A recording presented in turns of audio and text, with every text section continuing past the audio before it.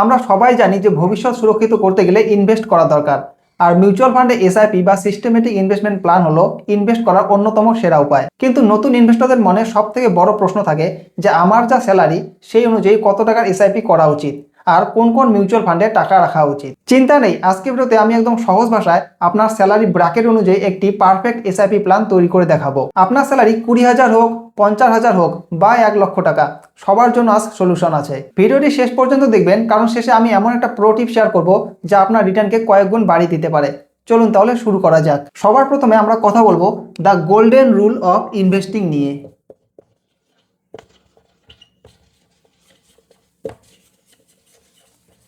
The golden rule of investing.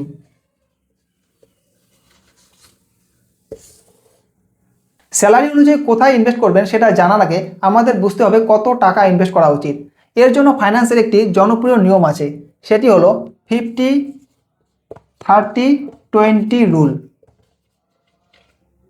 খুব সহজে বলতে গেলে আপনার ইনকামের 50% টাকা যাবে আপনার নিডস বা প্রয়োজনীয় খরচে, যেমন ধরুন বাড়ি ভাড়া, রেশন, ইলেকট্রিক বিল ইত্যাদি। 30% টাকা আপনি খরচ করবেন আপনার ওয়ান্টস বা শখের পিছনে, যেমন ধরুন রেস্টুরেন্টে খাওয়া, সিনেমা দেখা, শপিং করা ইত্যাদি।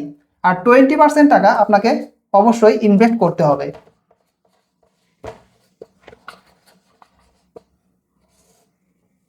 তার মানে আপনার স্যালারি যদি 30,000 টাকা হয়, তার অন্তত 20% অর্থাৎ 6,000 টাকা আপনার ইনভেস্ট করা উচিত। তবে একটা কথা মনে রাখবেন, এসআইপি শুরু করার আগে 3টি জিনিস থাকা খুব জরুরি। প্রথমত হলো এমার্জেন্সি ফান্ড, অন্তত 6 মাসের খরচের টাকা ব্যাংকের সেভিংস অ্যাকাউন্ট বা এফডিতে রাখবেন। দ্বিতীয়ত হলো আপনার এবং আপনার পরিবারের জন্য একটা হেলথ ইন্স্যুরেন্স। এবং তৃতীয়ত, যদি আপনার উপর আপনার পরিবার আর্থিকভাবে নির্ভরশীল হয় তাহলে একটি টার্ম ইন্স্যুরেন্স। এই 3টি বেসিক জিনিস কভার হয়ে গেলে তবেই আপনি মিউচুয়াল ফান্ডে এসআইপি করার কথা ভাবতে শুরু করতে পারেন। চলুন এবার তাহলে জেনে নেওয়া যাক আপনার স্যালারি ব্র্যাকেট অনুযায়ী কত টাকা কোথায় এসআইপি করবেন। তো সবার প্রথমে আমরা কথা বলবো যাদের স্যালারি 20,000 টাকা থেকে 30,000 টাকার মধ্যে। স্যালারি ব্র্যাকেট 20,000 থেকে 30,000। ধরুন আপনার বয়স এখন 25 থেকে 28 বছরের মধ্যে আর আপনার স্যালারি 20,000 থেকে 30,000 টাকার আশেপাশে। আমরা গড় পড়তা 25,000 টাকা ধরে নিচ্ছি। 20% রুল অনুযায়ী আপনার এসআইপি অ্যামাউন্ট হওয়া উচিত 5,000 টাকা।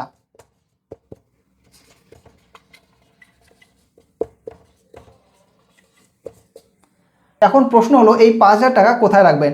যেহেতু আপনার এসআইপি অ্যামাউন্ট খুব বেশি নয়, তাই আমাদের পোর্টফোলিও খুব সিম্পল রাখতে হবে।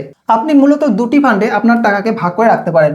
প্রথমত হলো একটি নিফটি 50 ইন্ডেক্স ফান্ড, যেখানে আপনি আপনার অ্যামাউন্টের 3,000 টাকা রাখবেন।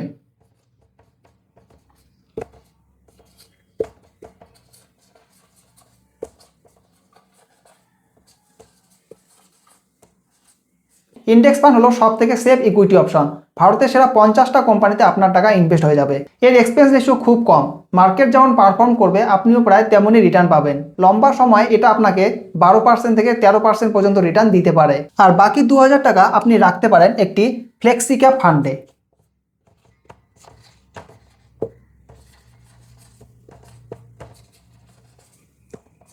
ফ্লেক্সি ক্যাপ ফান্ডে থাকবে আপনার বাকি 2,000 টাকা।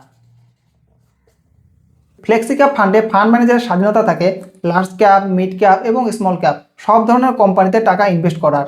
এর ফলে রিটার্ন একটু বেশি পাওয়ার সুযোগ থাকে। ব্যাস, আপনার জন্য এই দুটি ফান্ডই যথেষ্ট। বেশি ফান্ডে ইনভেস্ট করলে আপনার পোর্টফোলিও ওভারল্যাপ করবে এবং রিটার্ন কমে যাবে। চলুন এবার তাহলে জেনে নেওয়া যাক যাদের স্যালারি 40,000 থেকে 60,000 টাকার মধ্যে তাদের এসআইপি প্ল্যান কিরকম হওয়া উচিত।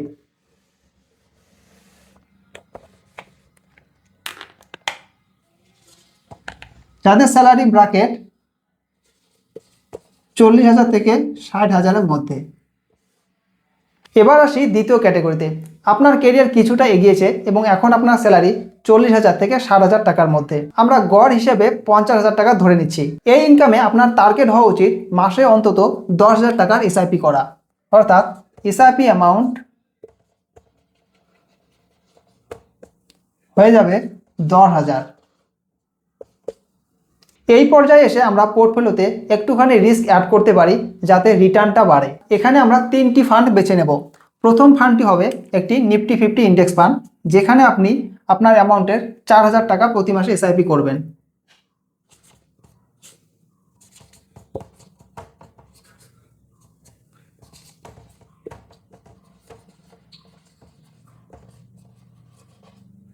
নিফটি 50 ইন্ডেক্স ফান্ডে আপনার এসআইপি অ্যামাউন্ট হবে 4000 টাকা।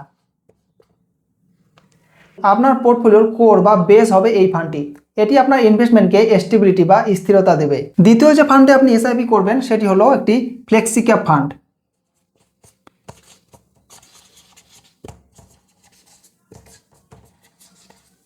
যেখানে আপনি আপনার অ্যামাউন্টে 4000 টাকা ইনভেস্ট করবেন।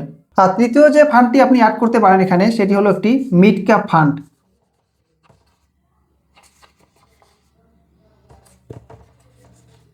যেখানে আপনি আপনার অ্যামাউন্টের বাকি 2000 টাকা এসআইপি করতে পারেন। এখানে আমরা একটা নতুন ফান্ড অ্যাড করলাম, অর্থাৎ mid cap fund. Mid cap কোম্পানিগুলো সাইজে মাঝারি হয়, কিন্তু এদের গ্রোথ পোটেনশিয়াল অনেক বেশি থাকে। এরা ভবিষ্যতে লার্জ ক্যাপ কোম্পানিতে পরিণত হতে পারে। এতে রিস্ক একটু বেশি, কিন্তু লম্বা সময় এরা আপনাকে দারুণ রিটার্ন দিতে পারে। চলুন তাহলে এবার দেখে নেই যাদের স্যালারি 70,000 থেকে 1 লাখ টাকার মধ্যে তাদের এসআইপি প্ল্যান কেমন হওয়া উচিত। অর্থাৎ যাদের স্যালারি 70,000 থেকে 1 লাখ টাকা পার মান্থ তাদের এসআইপি প্ল্যান এবার আমরা দেখে নিব। আপনার স্যালারি যদি 70,000 টাকা থেকে 1 লাখ টাকা বা তার বেশি হয় তাহলে আপনাকে অভিনন্দন। কিন্তু মনে রাখবেন, ইনকাম বেশি মানেই লাইফস্টাইল ইনফ্লেশন বা অপ্রয়োজনীয় খরচ বাড়াবেন না। ধরে নিলাম আপনার স্যালারি মাসে 1 লাখ টাকা, তাহলে 20% রুল অনুযায়ী আপনাকে অন্তত 20,000 টাকা এসআইপি করা উচিত। অর্থাৎ এসআইপি অ্যামাউন্ট হবে 20,000 টাকা। এই অ্যামাউন্টে আমরা পোর্টফোলিওকে ভালোভাবে ডাইভার্সিফাই বা বৈচিত্র্যময় করতে পারবো। এখানে আমরা 4টি ফান্ডে টাকা ভাগ করে দেব। প্রথমত, স্টেবিলিটি এবং কনসিস্টেন্ট রিটার্নের জন্য একটি নিফটি 50 ইন্ডেক্স ফান্ড।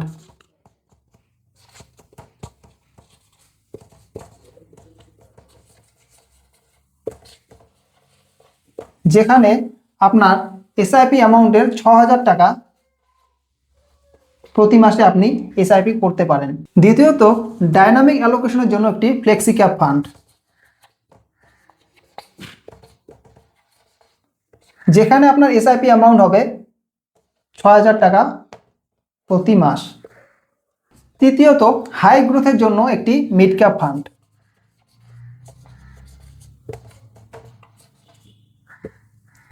যেখানে আপনি 4000 টাকা করে প্রতি মাসে এসআইপি চালিয়ে যাবেন। আর সবশেষে আপনি এখানে আরেকটি এক্সট্রা ফান্ড অ্যাড করবেন, সেটি হলো একটি স্মল ক্যাপ ফান্ড। যেখানে আপনি বাকি 4000 টাকা এসআইপি চালিয়ে যাবেন। 1 লাখ টাকার ইনকামে আপনি স্মল ক্যাপ ফান্ডে রিস্ক নেওয়ার ক্ষমতা রাখেন। স্মল ক্যাপ কোম্পানিগুলো একদম ছোট হয়, কিন্তু এদের রিটার্ন দেওয়ার ক্ষমতা সব থেকে বেশি। তবে মনে রাখবেন, মার্কেট পড়লে এরা সব থেকে বেশি নিচেও নামে। তাই এখানে টাকা রাখলে আপনাকে অত্যন্ত ধৈর্যশীল হতে হবে। তো এই ছিল আপনার স্যালারি ব্র্যাকেট অনুযায়ী একটি পারফেক্ট এসআইপি প্ল্যান। ভিডিওর শুরুতে আমি একটা প্রো টিপ দেবো বলেছিলাম, আর সেই টিপটি হলো স্টেপ আপ এসআইপি। আপনার স্যালারি তো প্রতি বছর বাড়ে, তাই না? তাহলে আপনার এসআইপি অ্যামাউন্ট কেন একই থাকবে? নিয়ম করে আপনার এসআইপি অ্যামাউন্ট প্রতি বছর অন্তত 10% করে বাড়িয়ে দিন। বিশ্বাস করুন, শুধুমাত্র এই 10% স্টেপ আপ আপনার 15 বছর বা 20 বছর পরে ফাইনাল রিটার্নে কয়েক কোটি টাকার তফাৎ গড়ে দিতে পারে। এটাকেই বলা হয় ম্যাজিক অফ কম্পাউন্ডিং। আর একটা গুরুত্বপূর্ণ কথা, এই প্ল্যানগুলো শুধুমাত্র লং টার্ম বা দীর্ঘমেয়াদী ইনভেস্টমেন্টের জন্য।